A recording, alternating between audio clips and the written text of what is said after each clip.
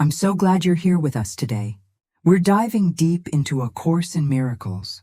And if you're just joining our community, you might be wondering what this course is all about. I'd love to invite you to check out the very first video on this channel, where I break down exactly what A Course in Miracles is, how it came to exist, and why it's been transforming lives for over 5 decades. It'll give you the perfect foundation for everything we explore together here. Now let me ask you something. Have you ever been in a conversation where you absolutely knew you were right? Maybe it was an argument with a partner, a disagreement with a colleague, or even just a debate about something trivial. And in that moment, being right felt incredibly important. It felt like your identity depended on it. You marshaled your arguments, you defended your position, you might have even raised your voice a little. And when it was over, even if you won, did you feel truly at peace? Or did you feel that familiar tension, that subtle exhaustion that comes from fighting to prove yourself? Here's what the Course in Miracles wants you to understand. That entire dynamic, that whole battle to be right, to teach others what you know, to defend your perspective against theirs, that's the ego. And it's keeping you trapped in an illusion that has nothing to do with truth and everything to do with fear. Today we're exploring one of the most practical and life-changing sections of the entire course. Chapter 4, Section 1. Right Teaching and Right Learning. And I know what you might be thinking. Teaching and learning? That sounds academic. That sounds like something for classrooms and textbooks. But here's the thing. You are teaching and learning every single moment of every single day. Every interaction you have is an exchange. Every conversation is a lesson being offered and received. Every relationship is a classroom. The question isn't whether you're teaching. You are. The question is, what are you teaching? And more importantly, who is doing the teaching? Is it your ego, desperate to maintain its sense of separation and specialness? Or is it something deeper? Something the Course calls the Holy Spirit, that part of your mind that remembers the truth of who you really are? Most of us have spent our entire lives learning in a way that reinforces the ego. We learned that knowledge is power. We learned that being smart means being better than others. We learned that teaching is about transferring information from someone who knows to someone who doesn't. We learned that there are winners and losers, the educated and the ignorant, the teachers and the taught. And all of this, according to the Course, is completely backwards. Right teaching, the kind the Course describes, isn't about information at all. It's about healing.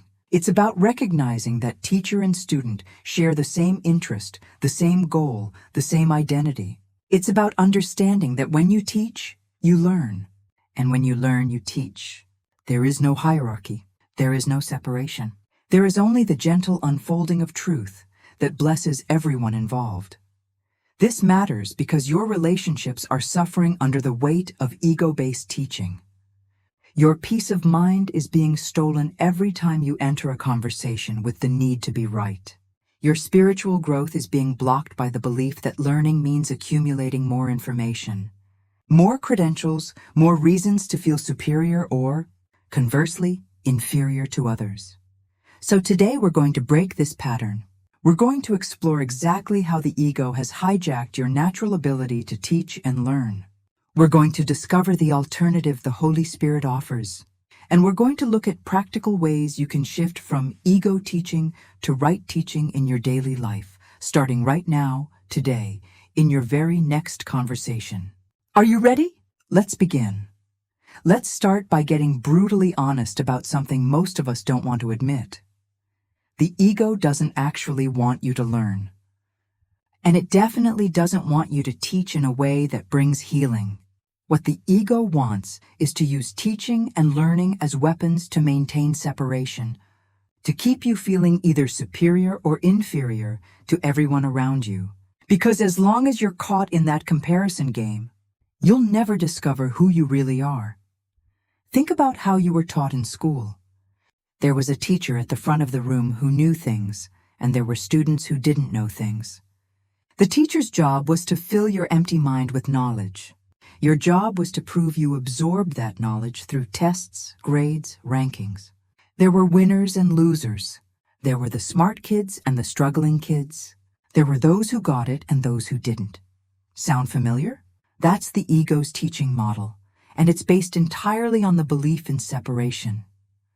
Now here's where it gets really interesting. The ego convinces you that knowledge is something you possess, something that makes you valuable, something that gives you an identity. So when you know something that someone else doesn't, the ego sees an opportunity. It whispers, "See? You're better. You're more informed. You're ahead of them." And suddenly, teaching becomes about proving your superiority rather than sharing truth. But it works the other way too. When you don't know something, when you're the student, the ego floods you with shame. It tells you that not knowing means you're less than, you're deficient, you're behind. So learning becomes a threat to your identity. Every question you ask feels like an admission of weakness. Every mistake feels like proof that you're not good enough. This is why so many people stop learning, stop asking questions, stop being curious. The ego has convinced them that learning is dangerous. And here's the ego's most insidious trick. It makes you believe that teaching and learning are about being right. Not about discovering truth, but about defending your position. How many arguments have you had where you weren't actually listening to the other person because you were too busy preparing your counter-argument? How many times have you refused to consider a different perspective because admitting you were wrong felt like death? That's the ego. It would rather be right than be at peace. It would rather win the argument than discover the truth. The ego also uses teaching as a form of attack. Think about it. When you correct someone, when you explain why they're wrong, when you lecture them about what they should know, there's often a subtle aggression underneath it. The message is, I know better than you. I'm the authority here. You need me to enlighten you. This creates a dynamic where the teacher is superior and the student is inferior, where one person has power and the other doesn't. This isn't teaching. This is domination dressed up as education, and the student, in this dynamic, learns to defend himself. He learns to resist, to argue back, to protect his ego from the attack. Or he learns to submit, to feel small, to accept his role as the one who doesn't know. Either way, no real learning happens. No real teaching occurs. There's just two egos battling for supremacy, or one ego crushing another into submission. This is the cycle that keeps you trapped in illusion. This is why your relationships feel like battlegrounds. This is why conversations exhaust you. Because the ego has turned every interaction into a competition, every exchange into a power struggle, every moment of teaching and learning into another opportunity to reinforce separation. But there is another way. So if the ego's way of teaching keeps us trapped in separation and conflict, what's the alternative? This is where the Course introduces something absolutely revolutionary, something that will completely transform how you see every interaction in your life. The Holy Spirit offers a different model, one based on a principle so simple yet so profound that when you truly understand it, everything changes. To teach is to learn. Let me say that again, because this is the key to everything. To teach is to learn, not teaching helps you learn, or teaching reinforces what you know. No, teaching is learning. They are the same thing. They are one unified process. You cannot separate them. And this changes everything. Here's why this matters. In the ego's model, teaching is about giving something away. You have knowledge, you transfer it to someone else, and now you have less and they have more. It's a transaction. It's a loss for you and a gain for them. But the Holy Spirit's model says the complete opposite. When you teach truth, when you share love, when you extend healing, you don't lose anything. You gain. You receive exactly what you give. You learn what you teach. Think about a time when you tried to explain something to someone, and in the process of explaining it, you understood it more deeply yourself. Or think about a moment when you offered comfort to a friend, and somehow you felt comforted too. That's not a coincidence. That's the principle in action. What you give, you receive. What you teach, you learn. What you extend, you strengthen in yourself. But here's what makes this truly transformative. It means you cannot teach what you do not want to learn. If you're teaching attack, if you're teaching judgment, if you're teaching separation, you are learning those things. You are reinforcing them in your own mind. Every time you correct someone with an edge of superiority, you're teaching yourself that you are separate and better. Every time you judge someone for not knowing what you know, you're teaching yourself that love is conditional. Every time you use your knowledge as a weapon, you're learning that you are in danger and need to defend yourself. The Holy Spirit's approach to teaching is completely different because it recognizes that teacher and student are one. They share the same goal. They have the same need. They are working together toward the same truth. There is no hierarchy. There is no one who is ahead and one who is behind. There is only the gentle unfolding of understanding that blesses everyone involved. In right teaching, the teacher gives everything and loses nothing. In fact, the teacher receives more than the student because the act of giving strengthens what is given. When you teach peace, you become more peaceful. When you teach love, you become more loving. When you teach forgiveness, you become more forgiving. This is why the Course says that teaching is a constant process and that it belongs to God. Because when you teach truth, you are remembering truth. You are not inventing it or possessing it or controlling it. You are simply allowing it to flow through you, and in that flowing, you are healed. Now, this doesn't mean you never share information or help someone understand something they didn't know before. What it means is that the content of what you're teaching changes completely. You're no longer teaching facts and figures to build up someone's ego or your own. You're teaching the only thing worth teaching, that separation is an illusion and love is real. That we are not bodies competing for survival but minds joined in God. That every brother is yourself. That giving and receiving are the same. And here's the beautiful thing. You teach this not primarily through words, but through your presence, through your example, through the way you look at another person. When you see someone without judgment, you are teaching him that he is innocent. When you respond to attack with peace, you are teaching him that he is safe. When you offer help without condescension, you are teaching him that you are equals. This is right teaching. This is the Holy Spirit's curriculum. The Holy Spirit also teaches you through everything that happens. Every situation becomes a lesson. Every person becomes a teacher. Every challenge becomes an opportunity to learn that only love is real. And because you are constantly learning, you are constantly teaching. There is no moment when you are not doing both. This is why your healing and another person's healing are inseparable. This is why you cannot awaken alone. This is why the Course says that your function is to save the world. Because when you teach truth to one brother, you learn it yourself. And when you learn it yourself, you teach it to the world. All right. So now you understand the difference between the ego's teaching and the Holy Spirit's teaching. You see how one keeps you trapped in separation and the other sets you free. But here's the question that really matters. How do you actually make this shift in your daily life? How do you recognize when the ego is teaching through you? And how do you invite the Holy Spirit to teach instead? Let's get practical. First, you need to become aware of the signs that the ego is in control of your teaching and learning. Here's the biggest clue. Notice how you feel. When the ego is teaching, you feel tense. You feel defensive. There's a tightness in your chest, a need to be heard, a subtle or not so subtle aggression in your words. You might feel superior, like you're doing someone a favor by enlightening them. Or you might feel frustrated that they're not getting it, that they're resisting your brilliant wisdom. These feelings are red flags. They're telling you that the ego has hijacked the interaction. Another sign. Notice if you're attached to the outcome.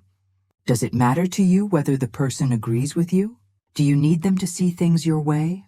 Are you invested in changing their mind? If yes, that's the ego. The ego always has an agenda. It always wants something from the interaction. It wants validation, agreement, submission, or at the very least, it wants to be right. The Holy Spirit, on the other hand, has no attachment. It simply offers truth and allows the other person complete freedom to accept it or not. Now let's talk about learning. How do you know when the ego is controlling how you learn? Again, check your feelings. Do you feel threatened by new information? Do you immediately defend your current beliefs? Do you feel ashamed when you don't know something? Do you compare yourself to others who seem to know more? Do you feel competitive in learning environments? These are all ego responses. The ego sees learning as dangerous because every new truth threatens the false identity it has built for you. So here's how you make the shift. It starts with one simple practice: pause. Before you respond in any interaction, before you correct someone, before you defend your position, before you explain what you know, just pause. Take a breath. In that pause, you create space for a different teacher to speak through you. In that pause, you can ask yourself, what is my goal here? Do I want to be right or do I want peace? Do I want to prove myself or do I want to heal? Then, and this is crucial, you invite the Holy Spirit in. You don't have to use those exact words if they don't resonate with you. You can simply say internally, I don't want to do this alone. I want to respond with love. Show me how. That willingness, that tiny opening, is all the Holy Spirit needs. You're not trying to manufacture the perfect response. You're not trying to be spiritually superior. You're just admitting that the ego's way doesn't work and you want help. Here's what this looks like in real situations. Someone tells you you're wrong about something. Your ego immediately wants to defend, to explain, to prove. Instead, you pause. You breathe. You recognize that defending yourself is the ego's response. Then you choose differently. Maybe you say, I hadn't thought about it that way. Tell me more. Or maybe you simply let it go, recognizing that being right about this particular thing doesn't matter. What matters is peace. Or you're in a position where someone is asking you for help, for guidance, for teaching. Your ego wants to position yourself as the expert, the one who has the answers they need. Instead, you pause. You recognize that you and this person are equals, both learning together. You share what you know without superiority, without condescension, without needing them to be impressed. You offer your perspective as just that, a perspective, not as the ultimate truth. And you remain open to learning from them even as you teach. The key is humility. And humility doesn't mean thinking less of yourself. It means thinking of yourself less. It means releasing the need to build up your identity through what you know or what you teach. It means recognizing that all real knowledge comes from God and flows through you, not from you. You are not the source. You are the channel. And when you remember that, teaching becomes effortless and learning becomes joyful. One more thing. Be patient with yourself. You will catch yourself in ego teaching constantly, especially at first. You'll realize mid-sentence that you're lecturing, defending, attacking. That's okay. The moment you notice it, you can choose again. You can say, internally or even out loud, wait, let me start over. That's not what I meant. Every moment is a new opportunity. Every interaction is a fresh chance to choose the Holy Spirit's teaching instead of the ego's. Remember, you're not trying to be perfect. You're trying to be willing, and willingness is enough. So here we are at the end of our exploration, but really, this is just the beginning. Because now you have a choice in front of you. Every conversation you have from this moment forward, every interaction, every moment when you're tempted to be right or to prove yourself or to teach from a place of superiority, you can pause. You can choose differently. You can invite the Holy Spirit to teach through you instead of letting the ego run the show. This is the radical shift the Course is calling you to make. Teaching and learning are not separate activities. They're not about hierarchy or power or knowledge as possession. They're about healing. They're about remembering that you and your brother are one, that what you give you receive, that the only thing worth teaching is love, and the only thing worth learning is that separation never happened. And here's what's so beautiful about this. You don't have to wait until you've mastered the course to start practicing right teaching. You don't have to understand everything. You don't have to be enlightened. You just have to be willing. Willing to notice when the ego is teaching. Willing to pause. Willing to ask for help. That willingness is what opens the door for miracles. Look at your relationships today. Look at the conversations you'll have, the people you'll interact with, the moments when you'll be in the position of teacher or student or both. Those are your classrooms. Those are your opportunities, not to get it perfect, but to practice choosing love over fear, peace over being right, healing over attack. If this resonated with you, if something shifted inside you while listening, I'd love for you to share your thoughts in the comments below. Tell me about a time when you caught yourself in ego teaching, or a moment when you experienced the peace of right teaching. Your insights might be exactly what someone else needs to hear. We're all learning together here, and your voice matters in this community. And if you found value in today's exploration, please consider liking this video and subscribing to the channel. It helps more people discover A Course in Miracles and supports the continuation of this work. We're building a community of learners here, a space where we can explore these profound truths together, without judgment, without hierarchy, just minds joining in the recognition of what's real. Tomorrow we'll be back with another deep dive into the Course, continuing our journey through Chapter 4. There's so much more to explore, so many more illusions to uncover, so much more truth to remember. Until then, be gentle with yourself. Practice the pause. Notice when the ego wants to teach, and choose the Holy Spirit instead. And remember, every moment you choose love, you're not just teaching others, you're learning it yourself. You're strengthening it in your own mind. You're remembering who you really are. Thank you so much for being here, for being willing to look at these ideas, for being part of this journey. I'll see you tomorrow. Until then, peace be with you.